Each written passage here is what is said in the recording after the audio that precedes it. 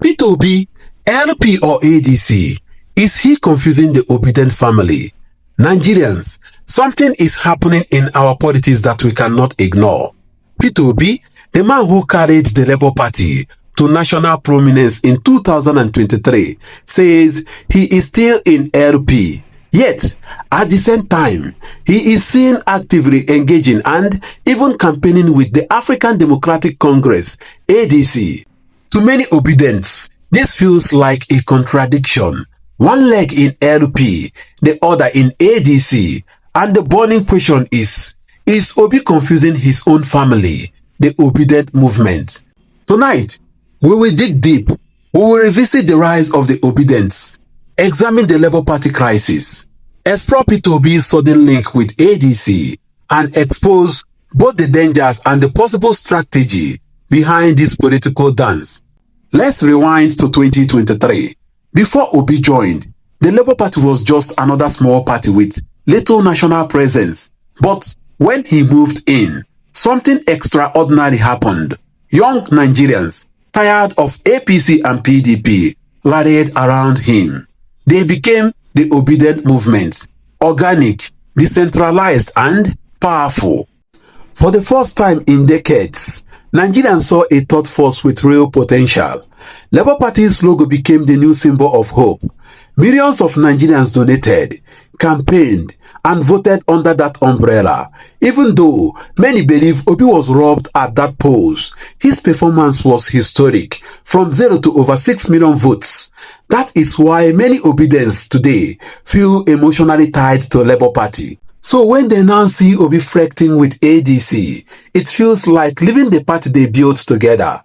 Now to the present, Obi insists, I am still in Labour Party, yet he shows up at ADC events, talks coalition, and even endorses ADC candidates. For Obidients, the message is unclear. Are we LP? Are we ADC? Or are we both? Remember, movements thrive on clarity. People want to know the direction. And right now, Obi's actions look like Labour Party today, ADC tomorrow. This is where the confusion is setting in. But pause. Let's look deeper. Maybe Obi is not confused. Maybe he is calculating. The Labour Party itself is in crisis. Julius, Abure, the national chairman, is locked in endless court battles. Factions are fighting. Accusations of corruption and anti-party behavior are flying left and right. For Obi, LP is becoming a risky vehicle for 2027. This is where ADC enters the game. Unlike LP, ADC is relatively stable and free from heavy baggage. Obasanjo and other political elders see ADC as a neutral umbrella for a grand coalition. By aligning with ADC, Obi may be positioning himself for a wider alliance, bringing together reformists from PDP, smaller parties, and civil society. In other words, Obi may be keeping one foot in LP while testing ADC as plan B for 2027. But here is the real danger. Strategy without communication is political suicide. The Obidient movement is built on passion, not political shares. People sacrificed their time and resources because they believed Obi was clear and different. If he now appears to be jumping between LP and ADC, they will feel betrayed. This risks splitting the base into two camps, LP Obedients and ADC Obedients. And when the family divides, the movement loses its power. This is exactly what APC and PDP are waiting for. They will say, look at Obi, he doesn't even know where he belongs. How can he lead Nigeria if he cannot manage his own party? That narrative alone can weaken Obi's credibility before 2027. But let's also ask, are Obi's critics being completely fair? Some say his grace has finished because his endorsement in Edo and Imo failed. But politics in Nigeria is not that simple. Elections here are controlled by incumbency power, vote buying, and state machinery. Even with Obi's presence, LP lacked polling agents, strong structures, and security cover in many areas. So yes, Obi's influence has limits, but it is unfair to say his star is fading completely. What Obi still has and what scares the establishment? What Obi still has and what scares the establishment? A royal passionate base. That base is not about LP or ADC. It is about values, integrity, accountability, and a new Nigeria. That's the true power of the Obidient movement.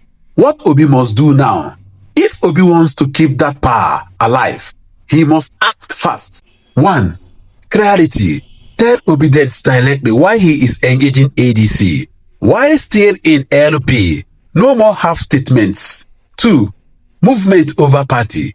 Define Obedients as a people's movement, not a party logo. That way, whether LP, ADC or coalition, the mission stays the same. 3. Choose a vehicle early. By 2026 latest, declare the platform for 2027. Don't keep the people in suspense. Nigerians hate ambiguity. 4.